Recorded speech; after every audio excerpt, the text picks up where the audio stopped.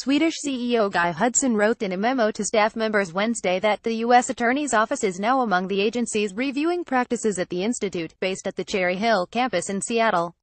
The U.S. Attorney's Office has launched an investigation of Swedish Health's neurosurgery unit, adding a new layer of scrutiny to a distinguished institute that was recently the subject of stories in the Seattle Times. Swedish's interim CEO, Dr. Guy Hudson, wrote in a memo to staff members Wednesday that the U.S. Attorney's Office is now among the agencies examining practices at the facility.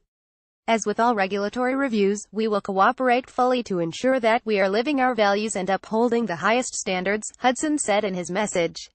In a statement to the Times, Hudson said the investigation will help Swedish understand the full extent of the issues so we can quickly and thoroughly address them. A Swedish spokeswoman said she did not immediately have details about the scope of the federal inquiry, or whether it was a criminal or civil examination. The U.S. Attorney's Office in Seattle declined comment. The Seattle Times published an investigation of the Swedish Neuroscience Institute last month, exposing turmoil and a range of internal concerns about patient care.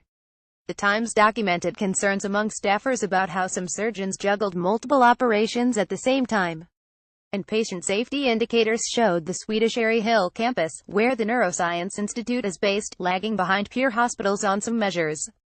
The internal concerns had emerged amid dramatic growth in the number of surgeries and billings at the institute in recent years. In 2015, the Swedish Cherry Hill campus had the highest Medicare reimbursements per inpatient visit of any U.S. hospital, with at least 150 beds. Over the past few weeks, in the fallout from the Times investigation, Swedish CEO Tony Armata resigned, as did the Swedish Neuroscience Institute's top surgeon, Dr. Johnny Delisha. State health regulators also have launched an investigation into the practices at Swedish Cherry Hill. Hudson, who was appointed interim CEO after Armata's departure, apologized to staff in an interview last week, saying leaders had failed to act quickly enough on the concerns raised by caregivers. He said some staffers felt as if there was a culture of intimidation that punished those who tried to raise concerns.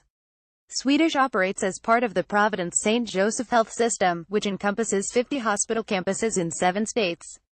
Providence is headed by Dr. Rod Hockman, who was CEO of Swedish until 2012, when Providence and Swedish merged.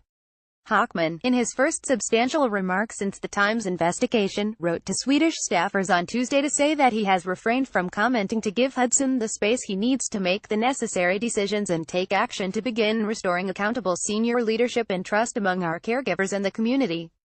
Though you have not heard from me directly, Swedish has been very much on my mind, Hockman wrote. I care deeply about the organization and am painfully aware that this has been a difficult time for all of you. Swedish staffers have expressed frustration in recent days that Hockman hasn't taken responsibility for some of the issues at Swedish. Delisha, the workhorse surgeon who faced numerous internal complaints about his practices, was initially hired by Providence in 2013 and placed at Cherry Hill despite questions about his work that had surfaced in California. Hockman said in his staff memo that Delisha was initially hired by our chief clinical officer at the time, not me. At the end of 2014, the Neuroscience Institute was looking for a new leader.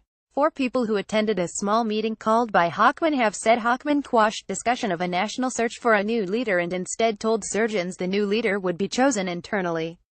Despite dozens of internal complaints about Delisha, he was elevated to be the Neuroscience Institute's leader. At times, workers raised concerns about Delisha to Hockman, according to records. Dr. Ralph Pasquale, then the chief executive of physicians at Swedish, confronted Hockman about Delisha in a November memo that urged Hockman to take action. You are perceived as giving him special privilege and honor when he is held in extremely low regard by every other physician on the medical staff, Pasquale wrote.